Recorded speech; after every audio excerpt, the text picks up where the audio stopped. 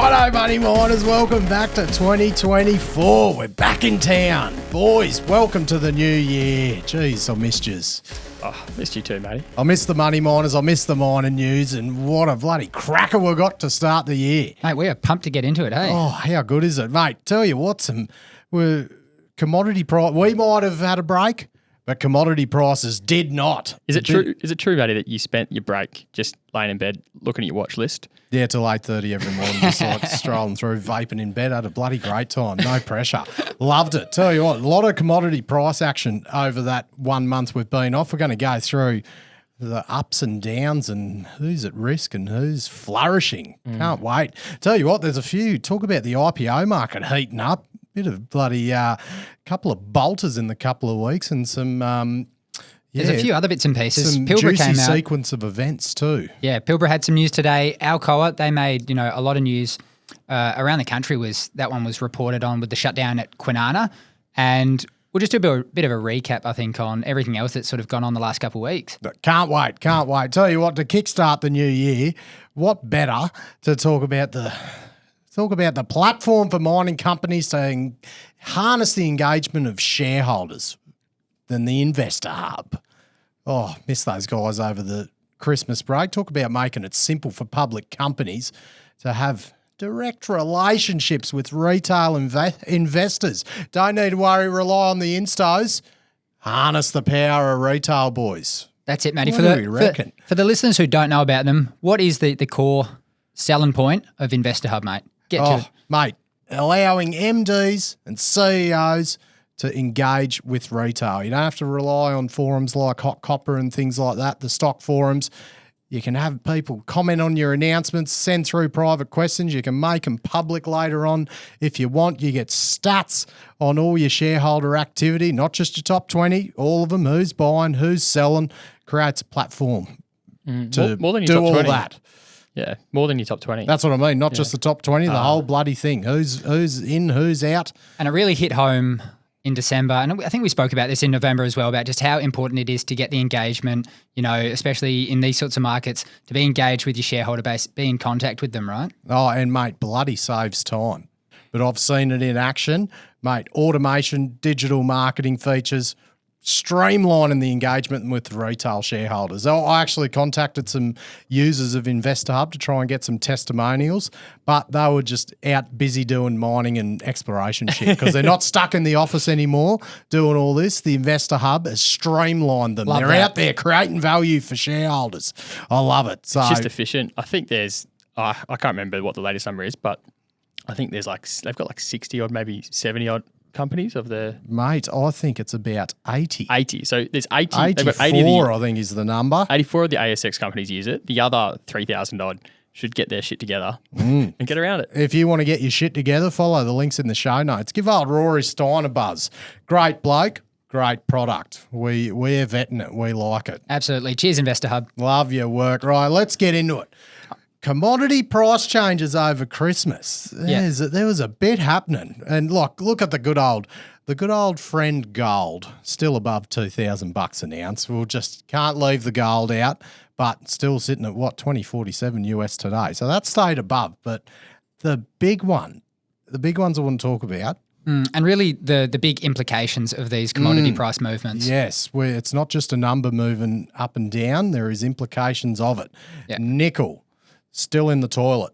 $7.60 US a pound when we finished up, but kept going down $7.30 a pound today. And I guess we want to look at which operations have already felt the brunt of it and which ones might be at further risk. Because we saw, I think it was just after we finished, Panoramic actually went into care and maintenance. They were doing a strategic review. So they were already in suspension, I believe. Yeah, so and it doesn't appear that any suitors come in to buy it. So that was very unfortunate for all the people that worked up there and worked hard to get it all going after the filter press failure. Yeah, unfortunately, I think that was 340 jobs. IGO's another one to talk about. So we spoke about the issues that have and the ceasing construction of the shaft, which was pretty bloody close to being finished in November and then into December. So what they're doing now is trucking the dirt from 1 kilometre give or take, below the surface. So I think the question is at these prices, will Cosmos even go into full production? Yeah.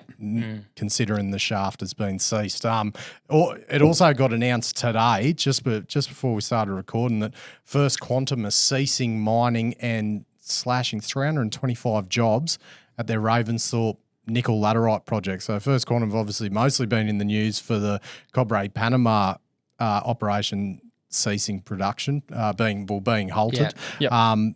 And look, these guys are just going to process existing stockpiles for 18 months to 2 years. So, and because the operation lost 98 million in the 9 months to 30th of September. So the writing was probably on the wall a bit. So they're in a really difficult position. So 125 of those employees were First Quantum employees, 200 were with contractors. But if you take into account what you just said about their Panama operations, they've got a lot of very big debt obligations coming up over the next couple of years. They can't afford to be losing money. And you mentioned to me earlier today as well, Maddie, that they've put up their Mexican operations for sale as well. Yeah, I think there was no value of that operation in their price because I think it had already halted production, but now they've put it up for sale and trying to get $1 billion for it, I think. So, which is $1 billion they really need by the sounds. Absolutely. Keep in mind that POSCO owns 30% of Ravensthorpe. Yeah. So they bought 30%, I think it was in 2021, for $240 million. And what does that kind of tell you about, well, POSCO is probably sourcing their nickel. They've got other ways to source nickel at a cheaper price now. Yeah. So still. Yeah, and one we haven't mentioned here as well is Murrin, the other nickel laterite project in Australia. So look, Ravensthorpe and Murrin are the only, I'm pretty sure the only two nickel laterite projects in Australia. Yeah, very different balance sheets supporting those two companies. The elephant in the room with nickel in Australia as well is BHP. So they're in a very different position to the rest of the companies we've just mentioned, given their sort of social license, if you will, to operate in Australia. So obviously Mount Keith, Leinster, they've got refineries, downstream facilities. So it's not as simple flick off the switch, to turn this off. There'd be a lot of heat that they would cop if they were to do something like that. So it's a tough balance that they need to weigh up. But God, they'd be feeling the pinch at Mount Keith and Leinster with these prices. But it's that, as you mentioned, the social obligation they would have to the workforce they have at those operations, the Kalgoorlie smelter, the Kwinana refinery, a lot of jobs there. So that'd be a big decision. And then there's an obligation to the workforce. Absolutely. And Wailu's operations tie in with that, given the agreements that they've got in place with the Nickel West facilities in Kalgoorlie. So it's in private hands now. Well, look at how that's transpired since we first started covering it last year. Like it looked like the going to be deal of the year, the last best and final $1.40 for Wailu taking out Mincor for, what was it, 760 million. I've lost the lingo. $760. But look, and because Mincor was struggling financially then when nickel prices were in the $9 a pound. Now they're in the $7 range. But there's the BHP, by the sounds, need that feed for that Kalgoorlie smelter. They also need the higher iron content of the Mincor ore to get the temperature up in the smelter. And Mincor are obliged to give the feed. There was, a contract around that. So I think there's I think from what I've heard, there's a 6-month period from when they can, I guess, cease operation to when they can terminate the agreement with BHP. So look, if they're feeling the pinch, would BHP play a part in keeping that feed going? How would that work? Underlying would all it that, work? Well, underlying all that, Matty's like, BHP didn't really make money from its nickel business in FY23. Like I imagine FY24 is going to be even more grim. Like how long would BHP keep propping up its nickel business in WA if it wasn't making money and the market structure's changed to the extent where they can't make money from it? And because the nickel sulfate bolt onto the Kwinana refinery. I know, like the early reports, they've got a contract with Tesla, but I don't think there's a massive amount of nickel sulfate coming out of that plant. It's probably suffering the same sort of ramp up issues as any downstream refinery in Australia. So very interesting to see how the dynamics play out there. Lithium. The lithium that formed the basis of Money of Mine 2023. Right, 6% CIF China spodumene was US $1,100 a tonne when we finished end of last year. Today, $875 a tonne. Wow. So it dropped another 20% over that Christmas break. Just to put that in perspective, Matty, I remember Albemarle's bid for Liontown, and some of the brokers had backsolved what their assumption on long-term, SC6 price must have been in their model was 1,900 a tonne. So. Yeah, and you look at even just the old the broker reports and analyst reports just from the October, November, December last year, like they were still using sort of 1,600 as the long-term price for spodumene, and how that's this is what it is today. Yeah, but it just shows how far off the mark of what those long-term predictions are, and how quickly everything has changed. And I'm sure we'll have a few people pointing out that, it's not a liquid market. It's not like the oil price, and things are priced a bit differently. We know that, but, this has gone off a few contracts and a few blocks that have sort of sold in the past, month or the past couple of weeks, really. And if you look at the backwards-looking pricing mechanism, quarterly pricing mechanism for green bushes that we highlighted how that impacted IGO, and they're essentially not selling concentrate because Tianqi are just cheaper for them to buy it off the spot market themselves. It's not shaping up to be another good quarter in that. They're going to have bloody concentrate sitting everywhere there, ready to sell. I assume they're still mining it and producing the concentrate, and the concentrate's just sitting there. Yeah, it's a bizarre situation to talk about lithium operations in trouble and even mention green bushes. It's kind of funny, but core lithium is the one that really comes to mind, right? Well, that first week of January, they ceased open pit mining in the Grants pit. So they're just continuing to process the stockpiles at their Finniss operation, Northern Territory. Because if you look at there was a city note that came out and looking at their estimated FY24 cost curve, from that you can see, based on the price, who is at risk. I guess. So you look at that. We'll bring it up here on the YouTube channel. That's that black dotted line is when that's when the note came out, and I think it's sitting at a bit below $1,000. So the spodumene price has dropped to $900. I think that's for free on board Australia. Anyway, so it's gone a bit lower than that. So you obviously saw Finniss core was sitting well above the cost curve. That's for their all-in sustaining costs. This is an accountant looking at growth capital and growth capex. Mount Catlin, so see where they're sitting. So they look to be probably hemorrhaging a lot of money at the moment at this current price. Look, that Kathleen Valley there, I think that's just for this. That's just for calendar year 24. Calendar year 24. Yeah. So there's that's the probably ramp-up not effect in there, that's not absolutely. a reflection of what they're going to be doing long term. And you can see that by how short the sort of, horizontal means of it is, given that there'd be limited production in that calendar year. And they're working across like Mount Marion, so their costs they're predicted to be above the break-even point at the moment. But look, considering the investment that MinRes are putting into lithium in that region specifically, look they've bought Bald Hill. They've got 10% of Cali Metals, which we will be talking about later. 20% of Wildcat, 24% of Delta, 13.5% of Azure, 14% of Develop. I don't think they're going to be a risk of getting out of lithium or shutting that down or anything. And there's it's a year of higher strip costs for Mount Marion in particular. So you'd expect over the medium and long term those cash costs to come down. Well, I think by the analysts I looked at, they predicted by FY25 that strip ratio is going to come down significantly. So they're going through a high strip ratio period. Pilbara, you wouldn't think after all the cash generation and the profits and everything we'd be talking about Pilbara all-in sustaining costs being above the price of lithium. But that is where we are today based on, I guess, that city note. Very interesting. And then remember they're guiding FY24 CapEx deployment of 875 to 975 million. And they had that big tax bill to pay as well. So we'll get into that later on as well. That quarterly is going to be an interesting one. I think that's probably where the short thesis sort of came from was, do you have, in depressed lithium markets, do you have, does Pilbara, should it actually command a crazy kind of multiple of, I think at some points it was trading above 10 times EBITDA. Does that really make sense for a cyclical business?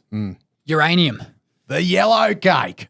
Oh, Look no further. Tell you what, is uranium going to be the lithium of 2024? Because, geez, I might have a bit to learn to get up the curve on. I didn't know bugger all about lithium last year either, but Look at you was now. pretty knowledgeable by the end after all the news, mate.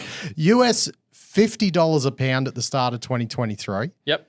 Before when we finished last year, US $85 a pound, and today it's US $104 a pound. Uranium stocks have been absolutely tearing, especially today. Guy Keller's not looking quite as mental for saying 175 Well, bucks. is that what he said? That's right. Yeah. Yeah, 175. God.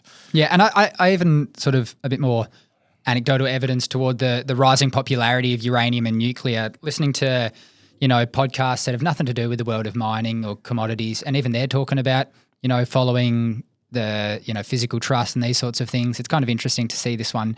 Not even just the physical trust, the miners. Yeah. The mining company trust. Yeah. Mate, wait till the crazy. Uber drivers ETF, start talking about it. Once the Uber drivers are talking about it, that means Time to go. It's time to get out, just like Bitcoin. So, look, there was some big news over the last month, more over the global scene of what's driving it. And just the other week, NAC Kazatomprom. So that's Kazatomprom. Kazatomprom. I'm back, money miners. I'm back. They're the big kahuna in the uranium game in Kazakhstan. Yeah. So they're facing a bit of a sticky situation for 2024 production. They're having trouble getting sulfuric acid for the operation. So that's essential for the in situ recovery for the uranium because it's an in situ operation. And they've also had construction holdups, which will, make it challenging for them to hit their 2024 target. I think their target's 90% of what they're permitted to mine. So you also had France, they dropped their renewables targets and prioritising nuclear in new energy bills. So So France is a country that gets, I think, roughly 70% of its electricity from nuclear power. and they've put their intention out to build another 8 1,650 megawatt reactors. Yeah. So then you got the US Senate to vote on they're still got, I think it's coming up this week or next. They got to vote on the bill to ban the importation of enriched Russian uranium. One source I saw that imported enriched Russian uranium accounts for a quarter of the required uranium for US nuclear reactors. So that's a big, pretty big gap to fill there if that bill passes. Heading down to our local area. Willie Packer highlighting in the West Australian, highlighting the lift in uranium price could prompt a reassessment of ERA's Jabiluka mine in the Kakadu National Park in Northern Territory, because Packer and Co own 9.3% of ERA, Rio Tinto. Yeah. Did they buy that? I thought that was literally uninvestable. Yeah, well, the rest of it's Rio Tinto, and it's like North. It come out of that North Limited when we talked about the Tanami. So you've read about Jabiluka, haven't you, JD? I think we've got a book on the shelf about the discovery of Jabiluka. It's a fascinating story, discovered a long, long time ago. It's not a project that's ever hinged on the price of uranium, at least not at over $100 a pound. It's very different reasons why that one hasn't been produced, so I'm not sure that'll go ahead. First Nation reasons in Kakadu National Park. Yeah, exactly. Yeah. So talking Arnhem Land, aren't we? Oh, and of course, Australian politics heating up. Labor's pushing their renewable energy mandate, and it appears Liberal might be taking their pro-nuclear stance to the state and federal elections that are happening in 2025. So, because we're right in the heart of it here, Western Australia still has the uranium mining ban policy from the Mr. McGowan days. So, plenty of noise about that. Coming to see if that'll ever get lifted. So, we're gonna be covering all that. We're even getting into politics, boys. How interesting! I love it. It'd be interesting to see if price changes that thought. Yeah. I know it won't probably change the Jabiluka one, but it'll be interesting to see if price will change Labor's thoughts. Yeah, I mean, I'm not so sure it's price that maybe in some regards, but more so whether electricity prices.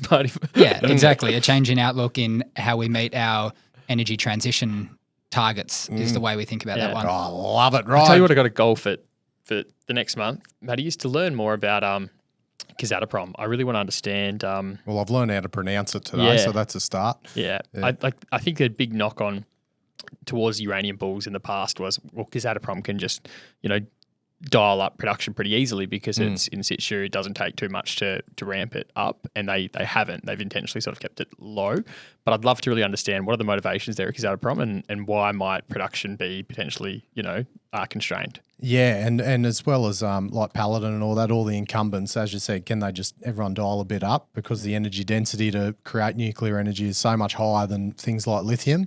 But then the one contrary thing I read is that uranium mines are so much harder to get online just because it's uranium, the social side of it. So it's like, how's it all going to balance out? It'll be interesting to watch it. Yeah, we'll be covering it for sure. Right, JD, what's going on down Kwinana for Alcoa? Yeah, this one's out last week. Not been short of coverage over the past week, and it really became a bit of a political hot potato, a lot of sort of jobs at stake. They, unfortunately announced, Alcoa that is, that 750 permanent jobs would be cut. It's going to happen over a couple sort of phases. But God, if you start adding them up, like 750 there, another 325 down at Ravensthorpe. 340 at Panoramic. Panoramic, God, it's a lot of bloody jobs getting cut. It's horrible. Yeah, I mean, on the other hand, we have had a sort of jobs crisis for quite a few years now in West Australia in particular. So hopefully there is capacity in other operations and people can find new jobs, But yeah, like I said, 750 jobs, so to be running on a bit of a skeleton staff of 50 people from, well into next year. This is one of 3 refineries in WA that is owned by Alcoa. Alcoa of Australia is 40% owned by Alumina Limited and then 60% by Alcoa of America. So this particular plant is 60 years old. It's been shut down for pretty commercial reasons. It's the oldest. Is that a good run, JD? Yeah, oldest and the smallest refinery in that fleet of 3. Time to WA. take it super. Like time to live off the super, That's it, mate. So 2.2 million tonnes per annum of output of alumina was what the nameplate capacity is, but it had only been operating at 1.5 million tonnes per annum, so it's well below. And that's a result of falling bauxite grades, permitting and operational issues. So their cost was $410 a tonne. The alumina price is roughly $360. The other operations are producing at $250. So clearly just not commercially competitive. Oh, it was interesting when you showed me that the aerial view, the Google Maps of all of Alcoa's operations, like Kwinana, Pinjarra, whatever. Wager Up, yeah. Just how much they stand out, probably because they're orange, but how big it is. So it probably shows why aluminiums are highly capital intensive because the land holding for so both the refineries and huge. And the mines, obviously, just over and through the state forests there, you can see them from way up. Hey, major user of energy too. And we'll get into that. A shitload of caustic soda, isn't it? Isn't that gas? Yeah, uses. I mean, this particular one was using 5% of WA's domestic gas. So we'll get into that.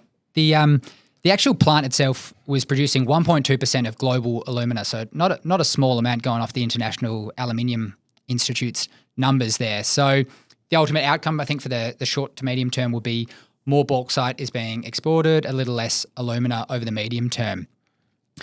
On the cost front, this is going to cost them $130 million in calendar year 24, $60 million next year, and then I'm seeing analysts say around about $200 million to shut this thing down properly in 2027. So, in my opinion, it's a good call by Alcoa of Australia, the sort of JV, because why would you prop up this thing? It's not losing money. Obviously, like I said, the political angle has become a bit heated, but it just doesn't make sense to keep this thing running if it's costing you that much money, and hopefully the people and the resources can go to more profitable and feasible operations. Back to the gas, JD. What are the implications there? Alrighty, let's sort of tie it in. So, like I said, 5% of WA's gas consumption. There's a couple companies that this one affects. Strike, Beach, Minres, Hancock. They've all got interest in WA gas, onshore gas. That is. So, ding, ding, ding. I do own a couple Strike. So, you can sort of ignore what I say. But currently, the WA onshore gas producers have to sell everything into WA, with the exception being the Kerry Stokes-backed Beach Energy. So the industry is lobbying for that to sort of change, and we're going to see an interim report come out quite soon. The two different ways of looking at the situation are not being able to sell onshore gas outside of WA, it can be viewed as increasing the local supply of gas. Or on the flip side of that, you can say indirectly reducing WA's gas supply by, lowering prices, makes marginal projects unfeasible, and it's a bit of a disincentive for anyone to explore for gas in WA here. Wasn't that supposed to be come out? Wasn't that the big December 22 thing? But it just didn't. Yeah. So that interim report, they said December or January. So we're expecting to see that one in January, and then the final report in March. And what they're looking at, that sort of parliamentary inquiry, is looking at the effectiveness of this domestic gas policy. And, all eyes are really going to be on whether there's any changes to the gas export ban. Yeah. Right, boys. Pilbara Minerals. As you said, JD, you wouldn't think Pilbara Minerals would be a lithium producer. No, with a name like Pilbara. Hey? Pilbara Minerals, but they are the one of the first. That's it. So, and one of the biggest as well. So let's get into the offtake agreement. So essentially pretty simple. They just updated their offtake agreement with Ganfeng. They increased it by 100 to 150,000 tonnes over each of the next 3 years. So it brings the total tonnes that they're going to sell to Ganfeng to 260,000 to 310,000 in each of those years. So pretty substantial, and that concentrate is going to be sold at the prevailing market price. So the run rate they were operating at going off the last quarterly was 580,000 tonnes per annum. Now they had a bit of a hiccup at the port, so we're expecting by Q2 of this year that there'll be, of this calendar year that is, that there'll be operating at, P680, which sort of, as the name suggests, is 680,000 tonnes per annum. And by September of 2025, they'll be running at a 1 million tonne per annum run rate. So pretty substantial. And then obviously you can work out that they're selling 25 to 30% of their offtake to Ganfeng. So, but in the next year, it'll be nearly half of it, while it's running at 680. So yeah, a bit less than half, you're right. Yeah. So I also noticed not too long ago that AusSuper cranked up their position. You can see that they were buying over the latter half of November and then into December. So they're now 6.1% owners of Pilbara Minerals. So we've spoken about a month ago about the huge short interest in Pilbara. I looked again today, that hasn't gone away. It's sort of stayed roughly steady over the last month and a half at 21% of the shares on issue. So I've got no doubt that some of those ones that AusSuper own have been lent out and are being sold short. So so the more AusSuper owns, the more that can go out on borrow to be shorted. So because That's they're right. long-term holders, they don't care. They're taking the short fee. that's it. So we sort of fleshed out a couple ideas of why people might be bearish. Pilbara, you got the bearish lithium bet. Pilbara being a just really liquid and easy way to express that view. And then as well, potentially, poor M&A that they might do or ramp up issues given the scale up that they're going through at the moment. So I find it intriguing that the percentage of shares sold short hasn't really budged so much over the last month and a half, given what we spoke about at the top of the show, Maddie, with lithium prices coming off and everything. The stock in general has held roughly constant, I think $3.60-ish. So, I mean, they're never going to have to raise money, you wouldn't think, even if with all the capex and everything. So it's not like shorts. How low does lithium price go, right? But yeah, your point's well received. Like they've got a pristine balance sheet, but but heck, that chart you showed at the top of the show, it's not like they're a certainty to be a profitable producer. And if so $3 billion cash on the balance sheet at the end of September. They had, I think, roughly $770 million in a tax bill. You also mentioned that they had to pay last month.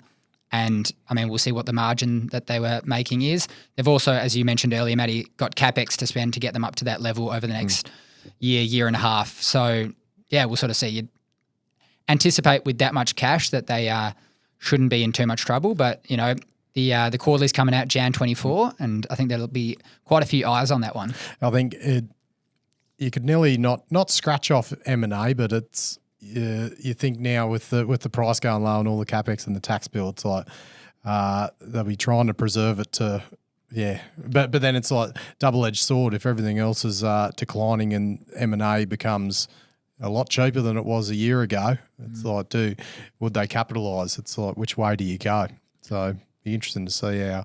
I love every year in the markets. How good is it? Well, you're talking about the company that did a pretty tidy transaction last time lithium prices were in the doldrum about 3 years ago. So Let's see if they do it again. Yeah. Looking forward to that quarterly, JD. I'm looking forward to a lot of quarterlies. Yeah, me too. It's going to be a very interesting next couple of weeks. They'll start rolling in next week, won't they? What are you really looking forward to in the quarterlies? IGOs. Any company, IGOs? Yeah, I'm looking forward to Linus's. Yep. Yeah. Pilbara's right up there for me. I reckon that'd be a sort of, a good bellwether for the whole industry. Genesis, looking forward to seeing if they're making operational money at Gwalia. Yep. Yep. Lots to look forward to quarterly season, but not quarterly related. I want to talk a bit about IPOs. IPOs. JD. I've noticed a few where the hopes IPOs. and dreams are made. Yes. I was actually having a beer with a mate in Kalgoorlie who's a Sparky, and I was talking about IPOs. He's like, mate, I don't know what IPO means. And I was like, oh, sorry.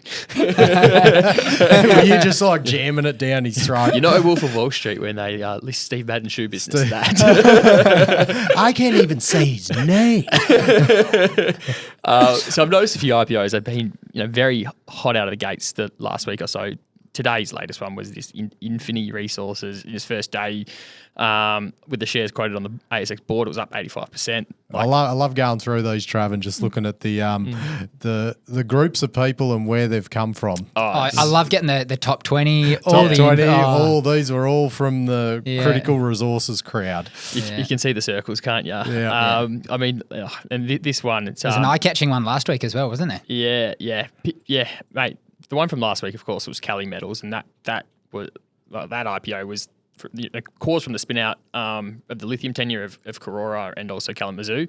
Their key asset is the lithium rights of some sizable tenure in the Goldfields area, not too far from Mount Marion, Bald Hill, etc. Yeah, because that was the Karora component. I think the Kalamazoo was that's the Pilbara component. Yeah, they tied it all together. Yep. Cali Metals absolutely popped on day one, if you guys hadn't heard about it. I mean, I don't think I'd seen popping like this in the first few trading days in ages. It reminded me of like 2020 or 2021. If you looked at any news media outlet, there was a story on it. Cali themselves are pretty upfront about this in the presentation they dropped to the market a few days ago. Look at this slide, right? Their enterprise value at close on day 3 was $97 million. Compare that with the implied enterprise value at the offer price, and that was $21 million. In share price terms, 25 cents to 78 cents just on the close day 3. I think it went as high as 99 on day 1 alone. Yeah. Now, I want to go deeper on this story of Cali, but before I do, I was just keen to pose the question to the both of you, like given some of the the speculative interest in the IPO debutantes lately, do you think the IPO window is open again? Well, I think it's going to be open for a different commodity. Yep. There won't be. I don't think it'll be. And the weirdest thing about this is a lithium IPO, and lithium is so out of flavour. But I don't think not WA lithium, not WA lithium Junior. that certain people are involved in. But I think it might be open for everyone to be looking for a uranium IPO at the moment with these prices. But hey, that could change in 2 months. Look at how quick everything's changed the last 2 months. You're dead right, Matty. I think for the uranium hopefuls out there, you got a little window that's open, and it might be open for a little longer, but you'd want to get it done pretty quick. And for every other commodity, I would be sort of waiting on my hands and just looking at the market. Yeah. I think there'll be spin outs. Like there'll be a lot of companies that might have some, whether it's uranium project, some uranium project, and they'll spin it out into something else, or they'll just rename. And discount the other ones. We should make an index for the companies that change from Lithium Co to. Oh no, it got some bloody. It got some coverage. There's no doubt about that. It had its fair chunk, mate. And yes, because of that share price movement, but also because we see MinRes doing what MinRes does and buying a minority stake in a WA Lithium Junior. Except this time things were a bit different to previously that we've seen, and that's because this was an IPO. Remember last year? I reckon towards the end of last year, any time there was news that MinRes had bought a minority stake in a lithium junior, it actually started becoming like negative for the share price because the mood really changed over the year. It really did. It went from being corporate activity to being like, these guys are going to block deals. So it was a negative. Look at Delta's gone down a third. Since MinRes bought in at 90 cents. Yeah. Now it's down to 30. Yeah. Given the lithium price hasn't been exactly in their back. And I think that dynamic might have informed some of the the book build dynamics surrounding this IPO. It's Chris Allison, who is of course heads up Min Resources, participated in the IPO in his personal account instead of MinRes. So Allison took 4.86% of Callie's ordinary shares, participating in the IPO. The AFR reports that Callie didn't allow any of the big corporates to participate in the IPO, hence likely why Chris did that in his personal account, and that was probably informed by the dynamics we saw late last year when MinRes would participate and stuff. So I think it's what happened next that is interesting to the astute observer of public markets, potentially driving the factor behind the superb day one performance of the IPO was the fact that MinRes was buying stock. Yeah, which we found out 2 days later when the change in substantial came out. Yeah. Becoming an initial substantial notice is lodged on the ASX. MinRes, you could see they bought stock on the first 2 days, all the way up to 9.97% of stock on issue. In day one, MinRes's buying accounted for 59% of the total stock turnover that day, and in day two, it was 10%. They weren't delicate, were they? No, I mean, yeah. Like from an execution perspective, it was 59% of the volume. Pretty aggressive to just buy that much in day one rather than be worried about perfect execution of at the best possible price potentially. I think in some of the commentary written about this series of events, you can see some questions being raised of the corporate governance at MinRes. I want to open it to you guys. What do you sort of think of? I guess some of the reporting and the story and the events of Callie Metals. Now, I find it like Chris Allison's a billionaire and he's invested, 1.75 million in this IPO personally. Then MinRes has started buying it. The stock's gone up. I just don't know why you would if the optics don't seem like start raising questions and you're a billionaire. Like why would you take the risk? That was my first thought on it. To be honest, like it'd be like Money of Mine's going to buy shares tomorrow, or like we can't assume that he knew that MinRes were going to buy shares, but it's like Money of Mine's going to buy shares tomorrow in something, but I'm going to buy the shares today myself before Money of Mine then buys a 10% stake and the price goes up. It just doesn't pass the pass the pub test. Yeah, I would have loved to have been in the room for the conversation with the board before making the decision to invest in this one as a company, MinRes, that is. But then the ASX put a ASX aware query out, and that the responses come out today. So that's this is once you sort of dig into this, and this is separate, to be clear, to the MinRes aspect and the Allison aspect. It's just more funny stuff with Callie. Yeah, yeah. Yeah, I mean, so it looks like ASX penned a letter to Callie on Thursday last week querying the timeline of events that led to Callie Metals' rock chip sample program, which was the subject of its announcement the day prior to that. My interpretation of the line of questioning from ASX, they kind of looks like they're kind of calling bullshit that Callie only just got the results of the rock chips that day. Just after the listing. Yeah. No, I'll read out the question from ASX and the response from Callie in this. It's quite funny. When did KM1 become aware of the information? And the response is from the 22nd of December 2023 to the 9th of January 2024, Peterson Geological Consulting Pty Ltd was in the process of analysing the results and outcomes of the rock chip sampling program. As soon as the rock chip sampling program data was sufficiently analysed, compiled and reviewed, the announcement was finalised, approved for release by the company's board and released on the ASX market announcements platform. So, okay, let me play out the sequence of events. And you see in the company presentation when they floated on the first day of trading on the 8th, it says, I'll show it up here, that exploration activities are underway already. So, yep, all good. So they're saying in the response to this, they received assay results from the rock chip sampling program on 22nd of December. They then analysed, compiled and reviewed the results for 18 days. So let's take away 4 days for Christmas, Boxing Day, give them New Year's Eve off as well, New Year's Day. So 2 weeks.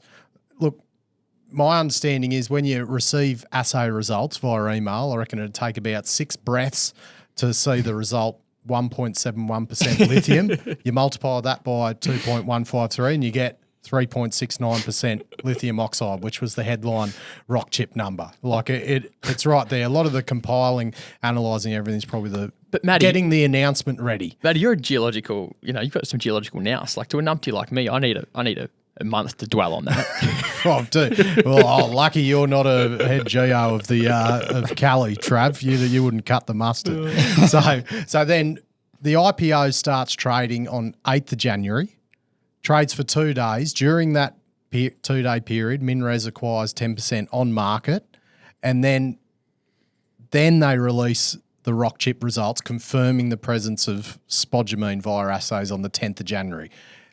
The optics of this whole thing would look so much better if those rock chip results came out pre-market on the first day of trading. It's as simple as that. Like, I know everyone says, once you IPO, you want to get the news flow happening and everything, but they receive the assays 2.5 weeks before it, and it's continuous disclosure obligations at every company. Yeah, so. And look, and yeah, so it's interesting. And then the geological consulting group, the head of that is on contract to Cali Metals, so it's not a separate organisation based on the LinkedIn title. So it's just. It's at the hands of the company themselves, Cali, when they release that themselves. The managing director or the CEO is the one who signs off on that ultimately. So it's their choice how they release that. And I mean, the ASX queried it. We'll see if they do anything else, right? But how many ASX queries do you see? They answer the question and that's it, done. Exactly. Move on to the next one. Never seen any action taken out of it. So yeah, it's just, as I said, big company. It's optics. Yeah. How does it look? And this is how it looks. Couldn't agree more. Right. All right, other news, guys. There's a bit going on the last couple of weeks. Should we just skim through what else sort of caught our eye? Hit me, JD. All right, I think I've scribbled down a few notes here, but this one people might have seen, the money miners might have seen. Creasy-backed CZR, $102 million iron ore sale. So they have the Robe Mesa asset up in the Pilbara. So 85% owned by CZR. The other 15% is Creasy Group owned, and that 15% is also a free carried interest. So, Creasy is also the 55% shareholder in CZR. So this is a big win for him. I've heard of that before. Yeah, have you? God, we haven't talked about a bit of iron ore M&A in Australia for a while. I think it's perfectly reflective of, this iron ore price staying so much higher for so much longer than people have anticipated. We spoke with the fundies at the end of last year, and how many of them called their bearish bet to be the iron ore price? Yep. And I bet if we'd done the thing a year before, a lot of them would have said the same thing. So here we are, it's still over $130, US. So that's why we're seeing deals for these marginal operations that will make a decent amount of money at these prices. So Creasy is in separate talks to sell his 15% interest to the same group, Miracle, which I'll get into. It's pretty small and pretty low-grade operation, 33 million tonnes, about 55% iron. The DFS outlined 3.5 million tonnes per annum, scaling up to 5 million tonnes per annum. So it's going to need FIRB approval, and that's, no walk in the park given the environment we're in. Miracle Iron Resources is the group, which is a subsidiary of a Chinese group that are the buyers of this. And they also bought the Paulsens East iron ore deposit off Strike Resources about a week ago for $20 million as well. So CZR are going to need shareholder approval as well. And that's important because Creasy's stake won't be able to vote in that. So from the remaining 45% minority shareholders, they'll be the ones that need to vote on that. How the deal is structured is $82 million upon deal completion will go to CZR, and then the remaining roughly $20 million will go either on the earliest of the first shipment or mid next year. I want to see that. I want to see the money distributed to shareholders, JD. Anything in there about that? Mate, yeah, you must be skimming ahead in the notes because that's exactly what I want to see. This is a company that's trading below the market cap is trading below the cash that they're going to get. They should at least put in one line about what are they going to do with the cash. Are they going to distribute it? Something like that, There's the share price is trading below that sort of implied bid value. You can see a bit of skepticism about the approvals needed, the fees, the taxes. Yeah, I think the discount there would probably be based on FIRB approval risk. Exactly. Yeah. And a bit of, time value, seeing as when this is all going to get done. But yeah, Trav, you just sort of said the main point there. The company just should give a bit of an outline about what's going to happen, or Creasy can tell the company what's going to happen here. All right, another one, Galena trading halt. This is a bit of an unfortunate one as well on the theme of what we've been talking about earlier in the show. Strategic review, we saw those words with Core and a few other players. It's it's not, the words you really want to hear. We'd sort of flagged, well over half a year ago, quite a while ago, that the company is in a tough ramp-up period, and it's going to get even tougher when the debt repayments come due. They made the first debt repayment last month, and here we are, strategic review. So let's see what that comes out at. Yeah, hope for the best there. Not good news. Absolutely. This one's really interesting. ASIC came out and said that they're going to focus on asset impairments. So we spoke about IGO's asset impairment of their nickel operations. It's a bit of a warning to, all the lithium players and all the nickel operators, those two specifically out there, in light of the deteriorating commodity prices. I mean, ultimately, let's see if ASIC actually does anything about companies that don't mark it down. Peter Kerr wrote a good article about this, about companies will easily point to, the Azure price if they're in the lithium market, or the bid not that long ago by Albemarle for Liontown, saying, hey, instead of, discounting all the future cash flows to give this the carrying value on the balance sheet, there's a transaction we can point to sort of, hold up the value of our assets on our balance sheet. Well, I think they're going to have a bit to focus on because there might be a few impairments coming, I think, in this quarterly season. In nickel land, they're not as fortunate, and they won't have a great transaction to point to. So there'll be some markdowns. The best way to get the impairments on the balance sheet? Just appoint a new CEO. just what do they say? Just come in, just wipe the slate clean. Wipe the slate clean, that's it. Codelco, they had their worst year of copper production in 25 years. So they produced 1.32 million tonnes in calendar year 23, aiming to get that back over 1.5 million tonnes. Telfer, gold production has been put on hold there, so a tailings dam wall issue. So Newmont said that the mill will be unlikely to be operating before the end of Jan, likely a roughly 8-week stop. And they produced over 350,000 ounces of gold last calendar year, or last financial year rather. So it's a bit of a hold up to be not producing for 2 months there. Cheers, Newcrest. Yeah. That's it. This one's also really juicy. Endeavour Mining, big company, sacked their CEO for alleged serious misconduct. This was related to an irregular payment of $5.9 million on the day the stock fell 12%. So Sebastian de Montesus, who's the CEO who's now departed, said it was a lapse in judgment, but it didn't cost the company any money and it didn't benefit himself. Nevertheless, that is not a good look. Doesn't go so well on the CV. We should ask our friends at La Mancha about that one. We should. All right.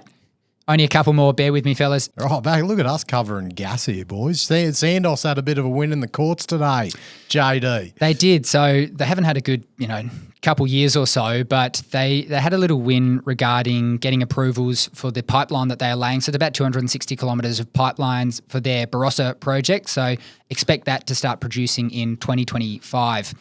And last up, guys, SilverCorp. So we'd spoken about SilverCorp a couple times in December last year.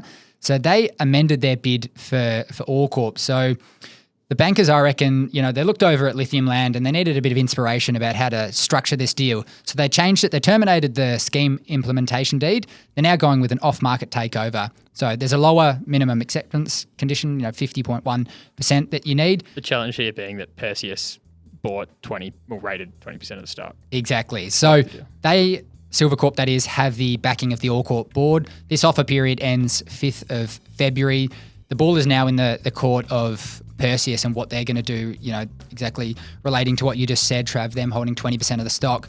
And the question, we spoke about this before, is buying OreCorp really as attractive for Perseus as buying their own stock, given how they're trading? And I guess their actions will express how they feel about that over the coming period. Yeah, I think that's a really, really interesting discussion point because, we've seen, they've come up a bit since October lows. They're up about, 17%. But I think there's a real bias amongst a lot of gold producers out there that you grow via M&A.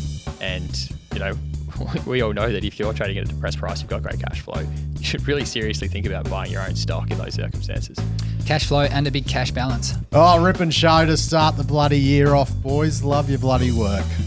Good to be back. Thanks to the partners that stuck with us over the Christmas break. Investor Hub at the top of the show. DSI Underground. Oh, who else we got? Terra Capital, McMahon Mining Title Services, Future Proof Consulting, Anytime Exploration Services, KCA Site Services, Brooks Airways, and K-Drill. Hoodaroo, guys. Hoodaroo, Money Miners. The information contained in this episode of Money of Mine is of general nature only and does not take into account the objectives, financial situation or needs of any particular person. Before making any investment decision, you should consult with your financial advisor and consider how appropriate the advice is to your objectives, financial situation and needs.